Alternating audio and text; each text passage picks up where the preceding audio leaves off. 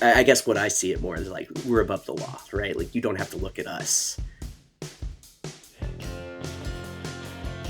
Alabama Take Projection.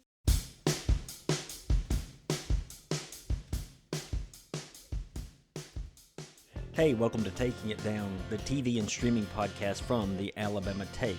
We give thoughts that range from complex to simple, from analytical to basic about shows and movies on TV. I'm Blaine Duncan, editor-in-chief of the website The Alabama Take.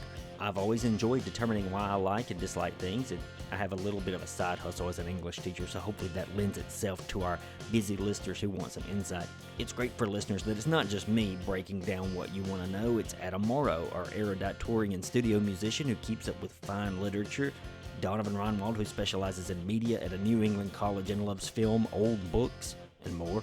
And Natalie Morrow. She's the first person to go to about fantasy, sci-fi, comics, trashy reality TV, and Beyonce's music.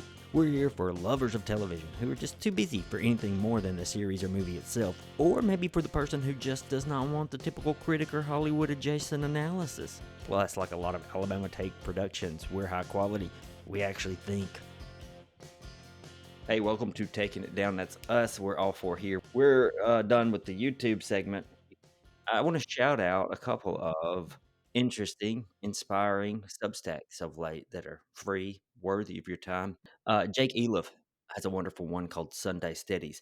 He did have an accompanying podcast with it that you could listen to on Sunday evening.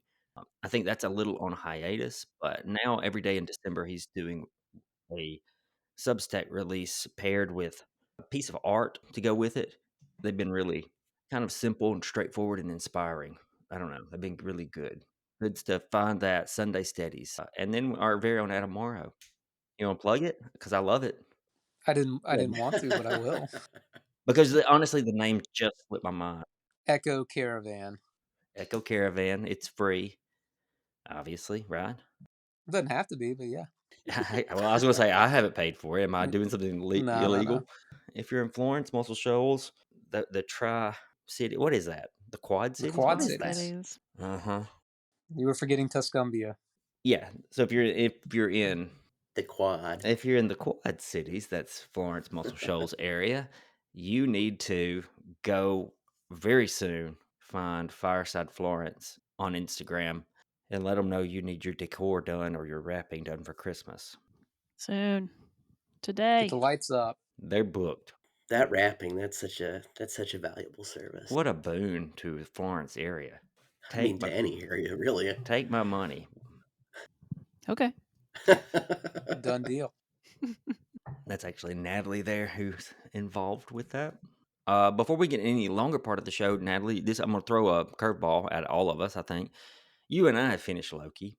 What were your impressions? I thought it was a decent, entertaining season. I think it probably accomplished more for Marvel at large than it did as an individual season of a show, but I enjoyed it. I thought it was good. Yeah, I think we're on the same page. I thought the show really faltered when it expected us to care about these unseen timelines. We're supposed to care about them. They did end up showing a couple, by the way. Mm-hmm. Donovan, did you finish the series? I didn't finish it, but I had that same complaint where it's like the timeline, like in the big weeding, right? It's just stuff on a screen. It was really weird. hard to care about that.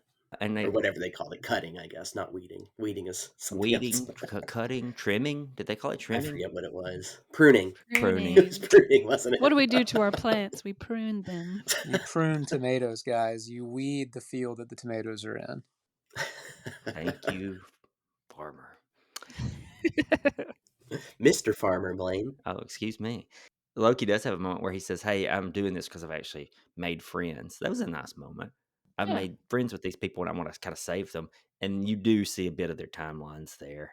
It just took a little too long to get there. Oh, Loki's growing up. Yeah, it was nice.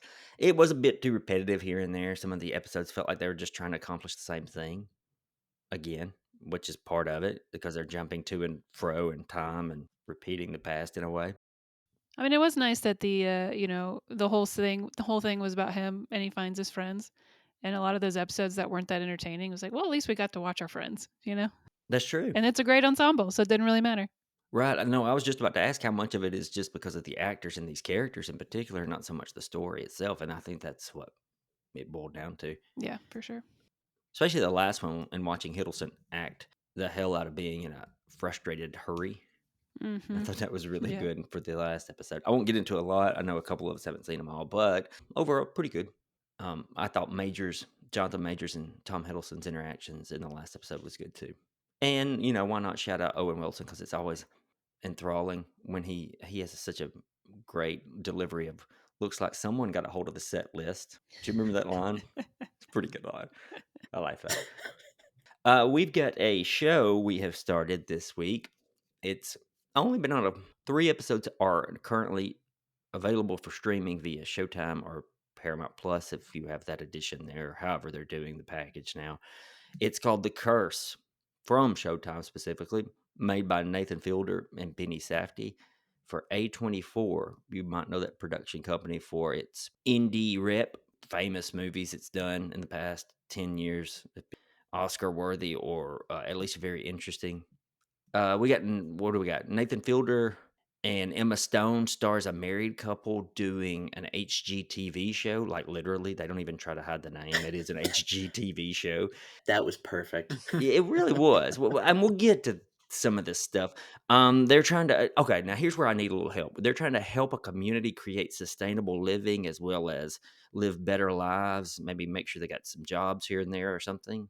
That's their idea of their HGTV show. On the surface. On the surface, They're building community, man. they're no losers. We don't have to be afraid of the G word. Gentrification. The big premise in the first episode, which is the only one I think we'll end up talking about, and I'll tell you why in a minute. I promised my crew 2 episodes, but it's going to be 1 today. I only watched one. So. Okay, well, there's that. So we got Fielder's character is Asher. He is maybe brought home some sort of curse to Stone's character as his wife, and her name is Wit. Benny Safdie is also in the film, and he plays this palpably grimy, disgusting Dougie director, filmer guy who's Love with it. them. He's the documentarian getting it. Holy shit, is the opening scene painful to watch, and it just gets harder to watch. But good job on the opening scene of letting me know what it wanted to be. It's not cringe. It is. I labeled it in my head cringe horror. Oh, this is cringe horror.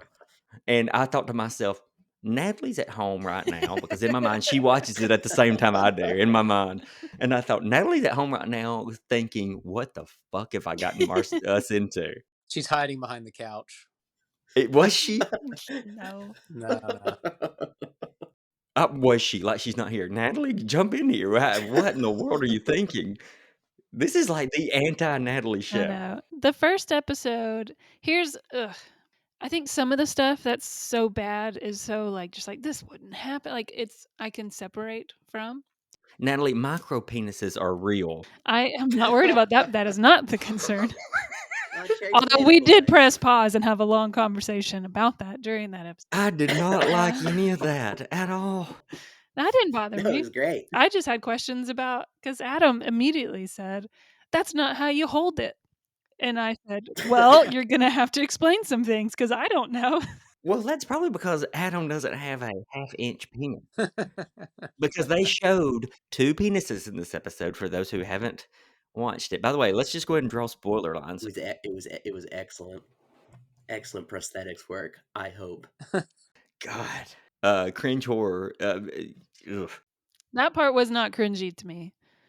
No, it wasn't as bad, but it was just, I don't know. And it's not because they showed male nudity. I was just like, what That the was almost more fuck? cringe because haven't we all been cornered by an in-law who wants to have a moment Who with wants you? to And it's measure just penises? it's not always that. It's just guy Adam, has stuff. Larry, it's has where Larry is this had this conversation with you? It's like, where is this discussion going? Adam was just leaning in for the tomato talk.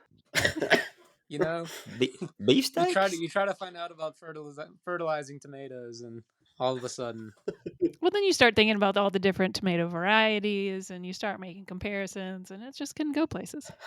I did love when he just peed on his tomatoes. That was great. With his tiny, He's like, I just tiny have to micro do penis. this. Fertilizing, man. Why did the micro penis scene bother me so much? Because it's I not thought the it was- Have nudity. you ever read the works of Sigmund Freud? Right. This is not a lie. I carry a copy of The Illusion of Dreams in my work bag, and I don't know Did why it's there.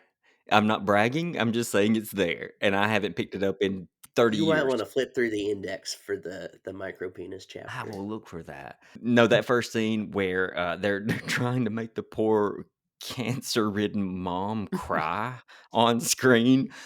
It's funny in hindsight, but I was thinking, of course, Natalie's not enjoying this, was my first thought, and then the ATM scene happens where Asher is desperate to get cash for the poor girls outside whom he tried to donate, but he took back the 100 because it was too much. That's how he gets the curse. I thought to myself, this is where Natalie hates this show, where he's sitting there trying to put in his pin, and they say, "Just tell me your pin, man. Just tell me." None of this bothered me. They were when we talk about episode 2, then I'll have some things to say, but this episode, that was fine. You know, the ATM thing, this is almost like the way that he sets himself up is almost like an episode of Curb, where you think M m like minus I'd be anything funny. I don't know, it's pretty funny. But It's Oh, I only thought it funny was to me in funny. hindsight. It's only funny to me in conversation now. When I was watching it, I was like, "God damn, man, fuck me, this is hard." like his reaction to the ATM thing is perfectly acceptable to not want to. I mean, this is like a Yes. whole George storyline on Seinfeld, right? I mean, in real life, like to not give your pin to a stranger and then to want to change it, perfectly fine. He got himself into that situation just straight out of Larry David. Like if they had played the Good music after he comparison. took the 100 back, it would have worked.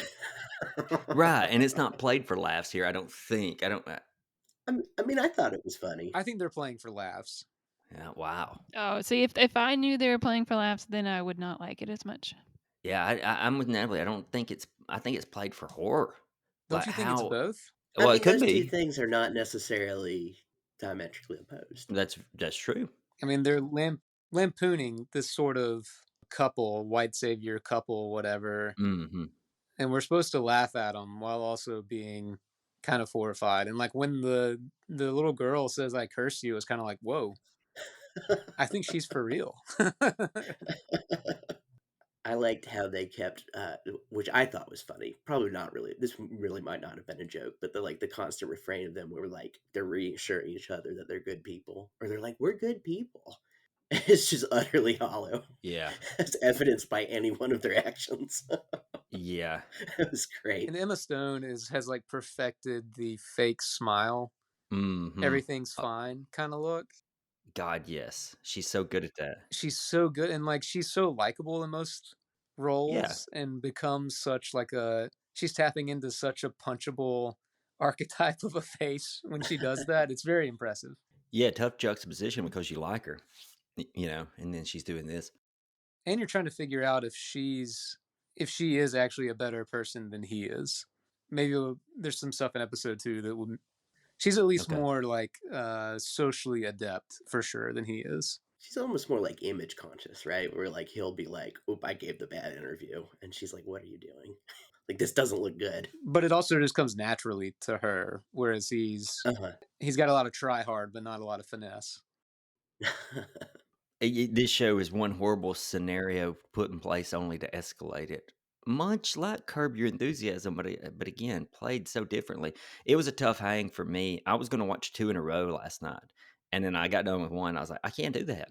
I can't do that." I would rather watch Louisville and Florida State's offenses Which is the same than vein of entertainment, to be it's fair. the same horror cringe, yeah. There wasn't a scene to me in this show that wasn't developed to make you uncomfortable. I debated dipping, but it sounds as though now that I talk about it, I kinda am getting a lot of laughter. I don't know. It was a little slow. I will say the first episode was definitely slow for a your usual drama, which that wasn't rectified at any point with any, even still looking back, I felt like it's a little too slow. It's a big swing. I know Nathan Fielder's known for this kind of stuff, but he's usually doing it in more of a fake reality kind of way. Are you guys familiar with his other things? I've never I watched never them. really watched any of his stuff. Yeah, I've been told I would love them. Nathan for you specifically is the one I was told I would love. I do love that kind of cringe comedy where there's a few people in on the joke and then there's a few that aren't. The Borat style of really dumb cringe maybe. Yeah, let's don't Borat's Well, elevated. Borat has transcended his genre. yeah, he's on my mind because I was talking about him this weekend a couple of times. He came up in conversation. Well, Well, you brought him up with your even. wife. Yes, you brought him up once. There's some pluses even in the first episode for me, despite the uncomfort I felt. It it's got that beautiful A24 authentic look of having been shot on film. They do incorporate distance in their camera work, even though there's not this idea that they're filming the filming of a documentary. It's just supposed to be a straightforward. Dougie is there to document them. Which is pretty. I agree that it looks fantastic, and the setting of New Mexico, like the Santa Fe, Albuquerque. But they're in Espanola, right? Is that the Oh city? yeah, they say that many times. We love Uh, Espanola. right. I mean, it looks really cool, and it's like a cool setting for a story that I don't. Mhm. Outside of Right. some movies, I can't think of a TV show with this firepower that's been there since Breaking Bad to I that agree. particular patch of ground. So it looks really cool. And some of the shots, you're talking about the distance thing. I mean, I think we're supposed to think about who's watching them, right? I think Because so. sometimes the Again, that camera, horror element. right, something's watching from the bushes, or there's some shots where I think they're following him in a car or Mhm. passing him or something, and not only do you have the effect of the camera keeping up, but it's looking through a window, like very obviously looking through a window. Yes, like you're in the passenger, or excuse me, like you're in a car that's right beside him, like just like you said. I thought Safdie. If you'll take what Safdie's doing here and compare it to when last we saw him in Oppenheimer, that's he's doing good acting lately, right? I didn't know he was such an actor. You ever seen Good Time? He was pretty good in that. I don't think so. That's got Rob Pattinson in it too. It's good. It's worth watching. I haven't seen it. So interesting. I didn't know that he was such an actor. I only kind of sort of associate with him with Uncut Gems, obviously, which I think is just stellar movie making. Okay, well, I tell you what, I'm going to continue to watch because I've gotten a kick out of laughing about micro penises. I'm surprised you haven't brought up Steven, Blaine. What else do we need? Steven is the vibrator, or we don't He actually doesn't need want you to look. He doesn't want you to look. Okay, tell him I'm not looking. that was so. I I thought it felt was great. horrible. Yeah, I mean, it was oddly funny, but it was also there's this thing happening where I was sitting there thinking, why did you marry this guy then? I'm pretty sure during that scene, Adam said, "Aw." That's an appropriate reaction. Natalie, are you in? Because they seem on the fence about watching episode 2. Are you in for episode 3? Yeah. Okay. Oh, I'm not on the fence. I enjoyed it. Okay. I'm not I thought anymore. it was really good. I couldn't have watched the second one immediately last night. No, we I You spaced just it should couldn't out have have. done too. that. Okay, good. I think it helps for me that, like, by and large, I loathe reality TV because it's this. Like, to the point that, like, I think that there's an element of, like, Donald Trump played a rich, successful person on reality TV, and people thought that was true. Hmm. So I kind of love what they're doing. I think living in a town where people talk a lot about, as we do, as you said at the top of the show, the Quad Cities. Like it's a small town that has some history, but it's still like kind of on the up. And like hearing the way that people talk about community building and like bringing people along, and like there are some people genuinely doing it, but it's also just a lot of bullshit too. Hmm. It's, I mean, as it is everywhere, it's pretty great to see it just picked apart. It seemed like it was taking on a little too much for me at times. If it would have went straight horror, cringe, or satire against reality TV, I think I would have been more open armed about it. But it also seemed like it was going to try to tackle big themes, capital BT. And I was thinking, do we want to expose ourselves that way? Doesn't she give? Doesn't she lay that out somewhere? It's really in that interview I think is where they try to say we're also going to do this, right? With the gentrification and Yeah, I mean they're trying to give jobs and expose the gambling commission. Well, but they're doing that in exchange for killing the interview. Yeah. But there was like another couple of themes I felt like they were going to try to rope in, and it just felt like a big flashing Interesting. light. Look at this, look at this. And I'm honestly should have jotted it down in my notes because now I'm forgetting what they were. But I was thinking, okay, do you want to try to pick that up in episode 1? Should you wait and sprinkle it? But anyway, I'm gonna watch episode 2 and 3 and 4. I'll see how far I can get this week, but whew, I'm gonna have to space those bad boys out. Take a walk for some fresh air in between. Yeah, what what could help me cleanse my palate here after these? You already did it, Blaine. Louisville football. I was about to say because I don't have any more Louisville football to watch for a month. Louisville basketball will start soon, right? That's fair. That's what we got on the curse episode 1. If you made it through some penis talk, then hey, we might be the podcast for you. It didn't last long. Wink. It actually never made it in. Oh. Oh, poor Nathan Fielder and his character. I do like Nathan Fielder, by the way, and I think he is startlingly resembling Andy Greenwald, if you know that writer. And do you know him from I don't think I do. Grantland days or The Ringer? I don't. Look him up and then look up Nathan Fielder, and you won't be able to tell the difference. He's also a podcaster, by the way. So anyway, yeah, we'll take a break. On the other side, we got the second episode of Fargo to talk about a little bit. Third, Oh, yeah, you're right, because they doubled because down. it was 1 and 2. This is number 3. What am I And I wish they thinking? put out 4. For real. Third episode of the 5th season of Fargo. Bunch of spoilers there. Save it for when you watch. We're going to say goodbye to Natalie and Adam and talk to them next week with more about the curse.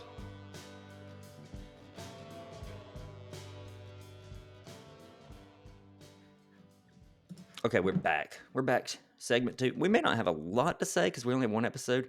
We're going to talk about the 3rd episode of the 5th season of Fargo. It's on FX and then streaming the next day on Hulu. It's how I catch it. The creator is still Noah Hawley. We'll reference him probably a lot. If you wonder who we're talking about with Noah Hawley, that's him. He writes and he directs a ton of these. He might direct all. Do you know He for sure? did not direct this one, but he wrote it. This one had a different director. He directed the first 2 episodes of the season. I should be clearer. He has a writing team, I think, for some of his projects, but he may not for this. We're going to spoil everything up to the 4th episode. Let's dive in. Donovan, I've never followed up on Hawley's on-screen texts that are insistent that these are true stories. Have you ever followed up on that? What do you mean? I mean, it's from Fargo, the movie. Yes, but is he yanking our chain? Are all of these seasons based on something that's actually happened? I Because I've never mean, followed up and say, okay, well, what's in a sense, yes, but I think it's yanking your chain. But like it has like resonance with things that have happened, right? Yeah, well, yes, and I keep saying the use of the word insistent because the text, it's every episode. It's not just the first. It's every episode. These are based on true stories, and then everything fades except true. And then it Uh-huh. even says something like, "We only change the names of innocent so they will be protected," or Yeah. so, you know. Out of the request of the survivors, the names have been changed. Out of respect for the dead, everything else has been told exactly what Right. happened. It's kind of hammering home. It's either doing one of two things. This is actually true, or it is totally not. So I can't quite put my finger on what. Now, I mean, it's kind of in between there. do you know for sure? I mean, I don't believe it's based on like an actual true story, but I think it's based on stuff Okay. Well, the that happened. picture Just in from the sense that John Hamm's character, whose name has completely slipped my mind, is Roy, clearly Sheriff Roy. Arpaio. Or look, I Okay. thought they did really, really good stuff in the second season where everyone's really excited about Reagan and like to vote for Reagan, and Reagan comes through, and it's oh crap, he was in Army of Darkness. Come on, how can I not? Bruce Campbell Oh, playing Reagan meets yeah, him in yeah, the yeah. bathroom, who's getting it mixed up, like his movies and everything mixed up with real life. Yeah. What I thought that season? was great. What season was that? Oh, that was season 2. Right. Yeah, all the this may be editorializing on my part, but I've thought one of the things I really liked about season 2 is that all the characters who you really liked and you were in their corner and they were like good people are also about to vote for the economic policy that has crippled the country and the world ever since it was implemented. And you know, season 3 kind of followed up on that, and there's Hmm. some overlap with season 4 too. Yes, and he's still doing very similar thing here. You're Hmm. right. Yeah, I was wondering there for the longest if Hawley was messing with the idea like Tim O'Brien does in his writing, where all stories have truth in them, Yeah, even the I made think up ones. I think kind of like that. You know, like Probably. a little bit of things they carried stuff, You're right? right, right. Thank you. Yeah, This season, maybe a lot more is playing the notion of westerns, yeah. maybe more than other seasons, in a modern light, and how that manliness is not productive. Now, I know Hawley has done that, but you really see it this season the way John Hamm plays Roy. I do think that kind of an interesting thorough line has been masculinity and its failures, right up from the first Uh-huh. season, where you have Martin Freeman's character is belittled by feels belittled by his wife, and so kills her with a hammer. You Oh, know, like he's geez. that sensitive. Oh, geez, he killed her. To Lorne Malvo to Oh, man. yeah, and And I the agree protagonist in because that like first season is a pregnant lady working for the yeah, sheriff department. Not only is she a lady, she's a pregnant lady. Let's give her some very att- let's give her the attributes of woman, capital W.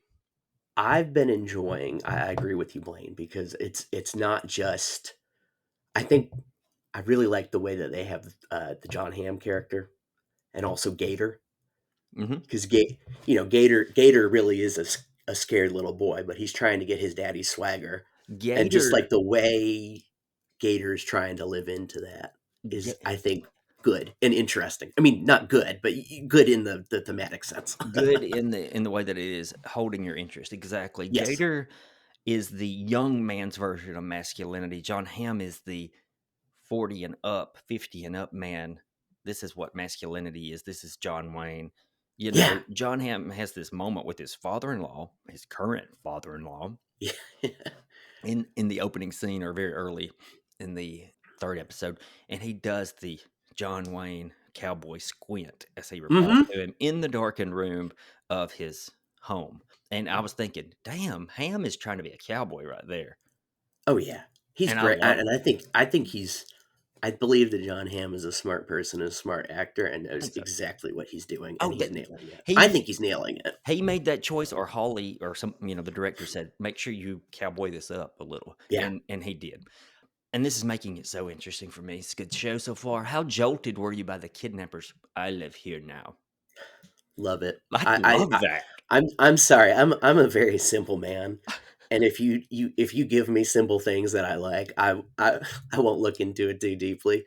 Just between the like, I live here now, and Oh, then the time jump to Wales 500 Jesus. years ago. That was my next question. Good shit. If that didn't jolt you enough, the strange cut to 1522 Wales. Loved it. With Sin Yeah. Eaters and all that kind of stuff, I thought it was Right. great. I'm really hoping that I would be completely fine if there's something weird or supernatural going on with that killer. Oh If yeah, he and it believes in is. nothing because he is a sin eater. That's exactly what's going on in my opinion so far. I Love it. had I've only heard the term sin eating, and it was a decade ago. I have Mhm. no research knowledge on this whatsoever.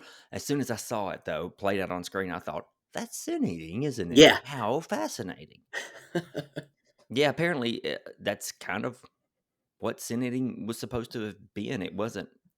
It was depicted well on screen. That's Yeah, what apparently, supposedly like, happens, right? some folklorists were like, well, it was sometimes beer. But yeah, you eat a thing, you drink and then you say those words, You say the words and you essentially. carry, yeah, right. The idea is you're carrying their sin and you're cast out from society, which you probably were anyway, since you were in so much debt and poor and poverty. Is it bad that, like, I actually got excited when they did that? That I was just like, hell yeah, I wasn't expecting this. Oh, yeah. No, it's not bad. I was there, dude. I leaned The in. I think I physically leaned toward the I TV. think I did too. I was like, wait, huh? The New York Times Hmm. art recap that I read Sure. described this season and this season particularly, as having swagger, and I'm like, Ooh, yeah, ooh, like it like in a way that like last season didn't. mhm. Like it's just like, yeah, we're gonna do this, and sometimes it probably gets it in trouble a little bit, but A little like bit. swinging for swing big, right? Last season had swagger, but I think that it wasn't working somehow. Yeah, And this that's this one fine. is clicking. Did you know that metal song that Gator's listening to Uh huh. was written specifically for the show. Oh, I It's didn't by know the that. show's composer. Yeah, it's not a real song. Oh, I didn't know that because they did well with the Or it is a soundtrack. real song, but it was specifically for the show. Yeah, it slaps. It's great. I love Yeah. that. They good, incredible use, lovely use of Prodigy "Slap My Bitch Up." Hey, you put that I do think they've had pretty good musical. Would you call them cues cues, almost? yeah, Yeah, how they're scoring the show. really good. You put "Smack My Bitch Up" in any Halloween scene for me, and I'm all in. Simple man, simple pleasures again. Uh-huh. But the sin eating I thought was a direct comparison to the religion of the sheriff being antiquated and out of use. I think you might be right, just because, You know, or speaking to it, especially because I think him being a sin eater puts his statement that I'm a nihilist in a Mhm. different kind of light. Like I'm a nihilist, and I don't know, maybe they're going to like I'm a nihilist because I know there's no God because Okay. I've done all this, Mhm. and whereas like the sheriff he does have that idea of like order, right? Like there's an order to things, Mhm. And God you put know. me here to keep that order. Exactly. What do The you want tonight, Daddy? The uh, helpless hitchhiker? oh The right. angry feminist? Hey, have your fun. But John Hamm's character wasn't having it. He was too high and concentrating on the other wife, This is Dot. good stuff. Apparently, they're probably. It's a good take that they're probably still married. Yeah. I'm enjoying Juno Temple as Dot. She's doing great. I think you you kind of mentioned it, but like when they go to the gun store between I'm sorry, I can't remember his name, but the guy who plays her husband just I being can't, like, "Oh, geez, hun," I can't remember his name either, but he's and doing such good work here. and her just being like there's the line where she's like, "Oh, there's a waiting period," and like she's very upset and disappointed, and then she's just like, "Okay, well, let's go look at that pepper spray." Like she Yeah. just Oh, we're getting. I liked his reaction. I don't remember the line, but he's like, "Oh, we're getting both. We're getting yeah, both yeah. guns." Okay. She's getting thousands of dollars worth of firearms. The guy's dressed like I don't know why, but the guy being dressed like a pirate Yeah, and doing like the "arr" yeah, thing, which is and hilarious he to me. keeps it up, but his Yes, patch is real. his badge is real, and That's then he good. says he's like, "We got to do a background check, make sure you're not, psychos or socialists." That was a joke. Right. No one laughs. It's funny that the episode did not do a ton. Like I didn't, nothing really happened. Here's the rundown. I could do it in seconds. Yeah. Gator knows where Dot lives. Yep. Sheriff Roy knows her home landline number. The Yep. police in Minnesota are onto something because the state trooper from North Dakota who was shot in the first two episodes has encountered Gator again, and that's it. Oh well, the large It, kidnapper is I don't know. something He's weird, taking up something resident. weird going on there. he's cutting himself in a little shed somewhere, or not shed, like a little Mm. earthen mound. Boy, that gave some Robert Edgar vibes. Yeah, it did, Eggers didn't it? vibes. Yeah, I was thinking of. It was kind of like some scenes from what was that last one? The Northman, The right? Northman, yeah, Yeah, intensely so. enjoy. Also, it is so funny that you said nothing really happened because like I was entertained. Yeah, I mean, I don't disagree with you, Blaine, but I was entertained the whole time. And then at the end, I'm like, how can you just leave me here? uh huh, Like, I got to know what happens next. yep. And Also, that might have been a little rug pulling out because I don't know that we knew that Gator was going to find where she lived, but to end right there, yeah, that's a little too you, cliffhangery, right? I mean, if I sometimes like if you're manipulating me, I'm like, okay, I know what you're doing. That's annoying. This Hmm. time, I'm like, you're manipulating me, but you did it very well, and you Okay, have me eagerly awaiting Tuesday. So, yeah. By the way, the large kidnapper's name is Ulla Munk. old Munch or Munch, something like Munch. that. Yeah, and Do it's they ever spelled say his? O. I've seen that in articles. Do they ever say his name though? I honestly do not Yeah, remember it. Gator says it, and he says it in such his funny Midwestern accent that it's hard to Okay, follow. Hmm. man, how good is Gator? Really Just good. he's doing such a good job. I love Like he's that. such an asshole. Hmm. I And I love just that what Joe like Keery is getting to do more than just Stranger Things. He's not going to be pigeonholed in that crap. yeah. No, No, it's not crap. Excuse me, but he's doing an excellent job, and like just everything, like the vape pen, the Slim Jims, Mhm. the Mountain Dew, the "Don't tread on me" Confederate flag. Yes, We've met this you've all of us have met this asshole. He's doing such a sadly. good job of being like, "Man, yeah, it's the big," the way he wants to be a big swaggering dick, but he's actually kind of a fuck up. Yeah, he's a total What fuck a It's just great. It's interesting that he okay, so I saw this brought up, I think, somewhere else, so I can't take credit for it, but why is Sheriff Roy putting so much faith in him? Surely he knows that kids won't He's a fuck up. accomplish shit. Right. I don't know. Is it because is it just he's his son and this is a constant has he has he succeeded well in the past, or Maybe. I don't know. You gotta think he probably has done what his dad said, and therefore he's just gonna let him. He's at least I wonder part of it if to like, is that he's family and therefore is the most trustworthy, And just in a he's very, gonna like, do kinda it. clannish way. Yeah, he's just gonna follow orders, and that's what, Sheriff Roy's all about anyway, Yeah, maybe. exactly. Credit to the show that it remains utterly fascinating despite not having forward momentum, and I will say that this is kind of a Noah Hawley thing where he gets a little ham-fisted with his themes, but I don't mind it. He does. He can be a little on the nose. Yeah, I kinda like it sometimes when shows will say, "This is kinda what we're about." I don't mind that a lot, Yeah. and in this case, it was the elder lion, Mhm. lady. Just laying out the thesis. Yep, policing's to keep the scum away from the affluent is my Yep. summary of what she said. Is it Basically, the better type. but it was interesting the way she Who did it. who also are above policing.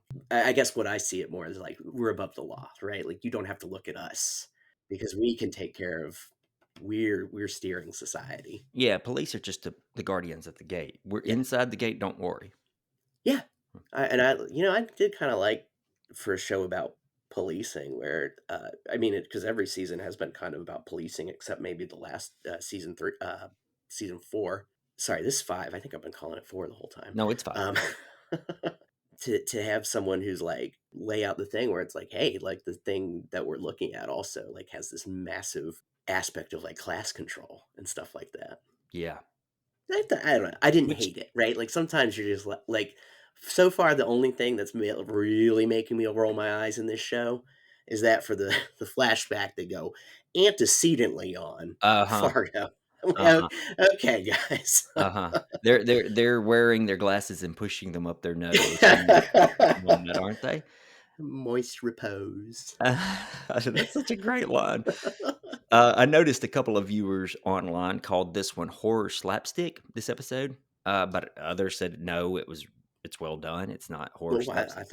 I thought it was well done. I thought it was There kind are of like some funny moments, yeah, and I guess I could see where like maybe it's horror, like if Dot is the woman being pursued by masked villains, it was kind of funny to see her switch all the yeah, the street names yeah, in the middle of the night and constantly like worrying that she's gonna get caught. yeah. 2019, you'd have to think that not a lot of people would be relying on street signs as much, but okay. What Well, they had I think they addressed it nicely where they're like they're in the GPS, right? He's looking at the GPS and he's a little confused because he's like, okay, it says go this way, but the sign is different. okay. So I might have been in the middle of typing a note right then. That's that one okay. gave me. I was like, okay, they got around. That's fine. They got around that, That is okay, I'll take it. and they still ended up at her house anyway, right? Yeah, I thought it was kinda horror in an okay way, not like, blatant horror, obviously, it wasn't scary, but I thought it was I doing things that were nice. I like the horror overtones of just kind of like the weird overtones of it actually sort of it's not really anything like that, but it did sort of remind me of that last episode of Twin Peaks where the face is like there with the action the whole time when Sheriff Tillman Oh, is looking at the yeah. ceiling Yeah. and then he's like, I can see you, and Uh-huh. he blows the smoke at her Yep. and it affects her where she and again, I'm a simple man. I like my simple pleasures. I kind of like them leaning into the weird, Uh-huh. and then I really enjoyed them using the Nightmare Before Christmas mask because they're all kind of creepy. I think that's been alluded to in every episode so far. It has been. They're spending that Disney money. Oh, okay. The smoke in the face was a little hokey for me, but it's okay. It kind of worked for me actually. I was just like the I'm watching you, right? Uh-huh. Like I can see you. I can see you. I can call you. I can touch you. I can affect you. You can't escape from me. Okay. I can impose my will upon you. Which is his MO. Clearly. Just to go back to the it wasn't that scary, but hell, I'm kind of leaving out some things in my head. Those last 10, 15 minutes with the big kidnapper, I'll continue to call him, Yeah. Ola Munch, or whatever you want to call him. He stripping down to almost nothing and bathing himself in goat's blood that's a kind of creepy scene. Cutting himself too. You know, Oh, he's was it? cutting Yeah, he himself was with cutting a, himself. yeah, he's cutting his arms with a knife as he. And then the I even editing created the tension and scariness. I even thought like the sin eating scene is kind of horrific. It is. Even like first off, good for that old lady for just sitting in her chair and drinking all day. But like there's like almost like a haunted house Yeah. resonance with like the rocker going, and then like he, I live here now. There was some debate online as well if she was really his mom. I And am he had just completely come fine back. if they keep it open because it might just be weird. Don't tell me. Don't even It have might her just be speak. terrifying. Yeah. Have her drink her Pabst or whatever she was having. Yeah, It wasn't like Pabst. Schlitz or something. Yeah, something even cheaper. Something cheap. Donovan, you say hello, I say goodbye. Sadly, here we are. We're at the end of this week. Find us online, follow us. You can keep up to date, or just follow the podcast in your podcast app, and you can see it every Tuesday morning. We're also on YouTube every Tuesday morning. We might change the date of the YouTube show. We should put that out maybe on like a Monday or Wednesday or something. Be a little teaser. Yeah. Bonus. The YouTube stuff is totally different. It's just video only. It's a little more goofy, a little more, not necessarily goofy, but it's a little more open. We kind of cover anything and everything there. Here, though, we're TV and streaming for you most of the time. Hey, I'm Donovan Ronwald. And I'm Blaine Duncan. That's him. We'll be wishing everyone a holiday season going forward. But we'll be back next week, so holla. I got one last thing to say, Blaine. Jump in here. Roll Tide. Do it.